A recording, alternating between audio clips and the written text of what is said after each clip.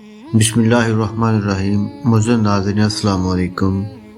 آج ہم حکایت شخصادی میں سے غیرت کے موضوع پر بیان کریں گے۔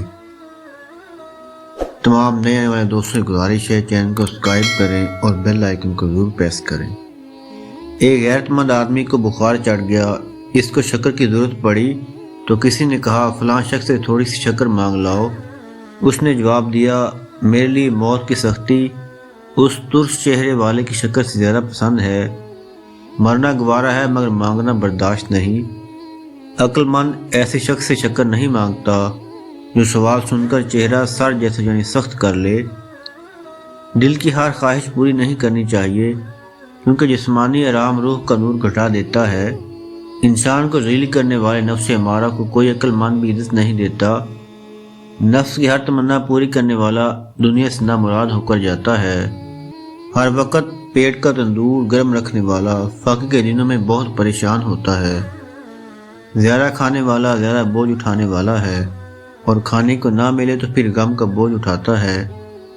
پیٹ ذل و خوار ہوتا ہے اور پیٹ کی تنگی دل کی تنگی سے بہتر ہے، یعنی کھانے کو نہ ملے تو پرواہ نہ کرے مگر دل تنگ ہو کر لالچ کرنا اور دوسروں کے سامنے ہاتھ پھیلانا بہت برا ہے۔ شخصادی علیہ رحمہ کی اس حکایت سے ہمیں یہ سبق حاصل ہوتا ہے، غیرت مند شخص مر جانا گوارا کر لیتا ہے مگر عزت نفس کو مجروح کر کے کسی کے سامنے ہاتھ پھیلانا پسند نہیں کرتا۔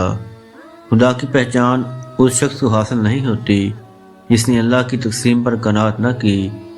در در پھرنے والے کو بتا دو کہ بھیک نہیں بلکہ قناعت انسان کو مالدار بناتی ہے، کیونکہ لڑکتے پتھر پہ کبھی گھاس نہیں اگتی۔ مانگ مانگ کر جسم پالنا اس کو ہلاک کرنا ہے۔ عقل مند اپنے ہنر سے کماتے کھاتے ہیں اور مانگنے والے بے ہنر ہوتے ہیں۔ وہی شخص انسان کی سیرت جانتا ہے جو نفس کے کتے کو باندھ دیتا ہے۔ صرف کھانے اور سونے سے کام رکھنا درندوں کا طریقہ ہے۔ پیٹ کے بھرنے کے ساتھ گوشے میں بیٹھ کر معرفت کا توشہ بھی حاصل کر، یہی حق کا راز ہے۔ جس پہ ظاہر ہو گیا اس نے پھر باطل کو کبھی پسند نہیں کیا۔ اگر تجھے روشنی اور اندھیرے کا فرق معلوم نہیں تو تیرے لیے جن اور حور کو دیکھنا برابر ہے۔ حق کا راستہ چھوڑ کر باطل کے کنویں میں کیوں گرتا ہے؟ جس بات کے پروں میں حرص کا پتھر بندھا ہو وہ آسمان کی بلندی میں پرواز نہیں کر سکتا۔ اگر تو اس پتھر کو چھڑا دے تو سدرت تک جا سکتا ہے۔ عادت سے کم کھانا فرشتوں سے ملا دیتا ہے، جبکہ وحشیوں کی طرح کھانے والا پرواز کرنا جانتا ہی نہیں۔ پہلے انسان بن پھر فرشتہ خصلت بننے کی بات کر۔ سرکش بچھیرے کی پشت پہ سواری کرنے والا ضرور گرے گا بلکہ آپ بھی مرے گا اور تجھے بھی مارے گا۔ انسان کو انداز سے خوراک کھانی چاہیے۔ پیٹ صرف کھانے ہی کی جگہ نہیں، غذائے روح ذکر و اذکار اور سانس کی جگہ بھی ہے۔ جب پیٹ بھر کر کھانے سے سانس لینا مشکل ہو گیا تو ذکر و اذکار کیسے ہوگا؟ اس لیے بھرے معدے والا حکمت و معرفت سے خالی ہوتا ہے۔ جیسے دوزخ جب بھر جائے گا تو حل من مزید کا نعرہ لگائے گا۔ نہ آنکھیں بھرتی ہیں نہ پیٹ، زیادہ قناعت ہی بہتر ہے۔